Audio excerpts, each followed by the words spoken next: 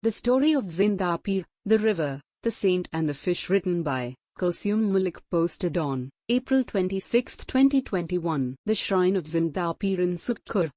For the people of South Asia, Sindh is not just the land of the mighty Indus but is also associated with the practice of Sufism. Sufism has evolved throughout history, along with the tides of changing river, yet it continues to carry the same powerful hold on those who hear its stories. In particular, the intriguing mystery of the Zinda Pir or living saint connects both the Hindu and Muslim communities to the land of the Indus. To the Hindu community, the saint is a god of the water, whose worship dates back to the Indus Valley. To the Muslims, he is a Sufi saint who belongs to the chain of other Sufi saints who preach the truth of the divine. Although the Zinda Pir's identity cannot be precisely known, his memory and folklore live on in his devotees, and in the Indus River itself.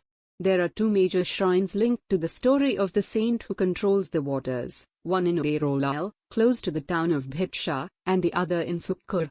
The fascinating book, Empires of Indus, written by Alice Albinia, gives those interested an insight into the rich culture of Indus, and particularly of the shrine of Zinda Pir. However, those who wish to experience it firsthand can travel to these beautiful shrines to learn about the enigmatic and mesmerizing figures central to the story of the river. The owners of the shrine at Airolal believe the Zinda Pir to be Sheikh Hassan, a Hindu who was brought into the Sufi Islamic tradition by Lal Shah Abbas Qalandar, also known as the Towering Jhulalal, another syncretic mystical figure of Sindh, and who promoted the brotherhood of Hindus and Muslims.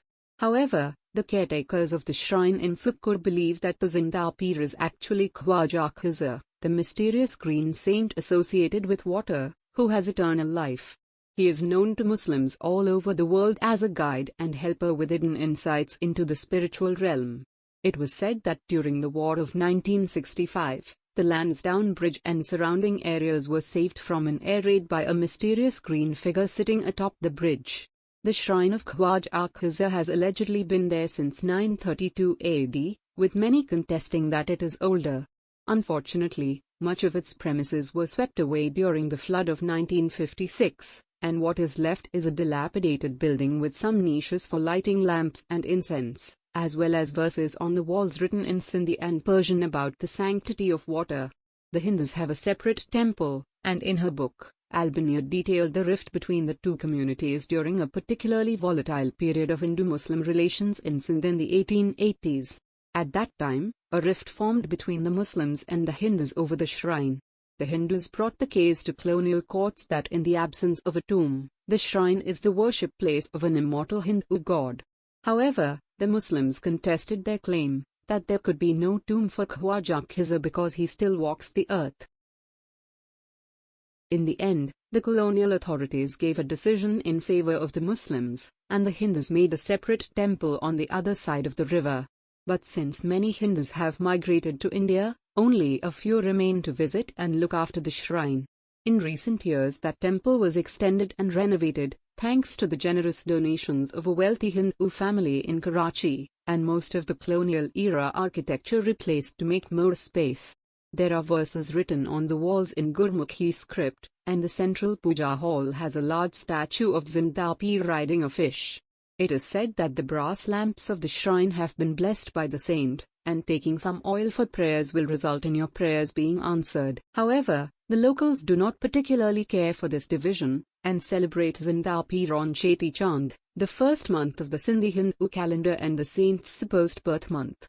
When the high tide comes, it pays its respects to the shrine, and the devotees gather together to offer food and sweets to the fish. The hilsa or pulla fish is a species peculiar to the region, which can thrive in both salt water and fresh water. It travels against the tide of the Indus in a straight line.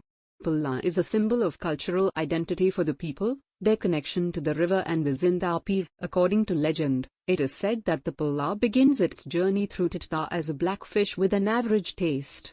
However, after it passes the shrine in Sukkur and pays respect to its Murshid, holy saint, at the shrine, it changes into a glistening silver color, and gains a delicious fragrance.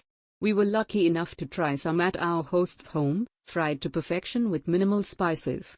It was unlike other local fish in Sindh, with a deliciously moist texture and a sweet smell that lingered long after the dish was finished. Unfortunately, in recent years it is very difficult for the Pulomachi to reach the shrine.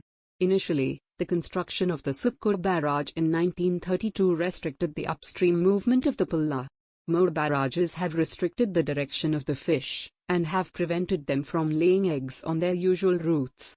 The unnatural flow of the river, and the threat of overfishing comes together to spell a disastrous future for the Pulla, which are at risk of extinction. Although multiple stories intermingle Zinda Pir, Khwaja Khizr, Chulailal, and Sheikh Hassan, to the people of the region they represent a deep connection to the Indus.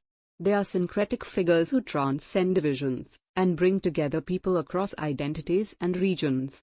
Conservation of folklore around the river Indus is just as important as the protection of the river as a vital ecological zone, which is home to precious wildlife. The legends exist in the steadfast flow of the Indus and the beliefs and practices of the people, both of which must be preserved as part of the cultural heritage of Sindh.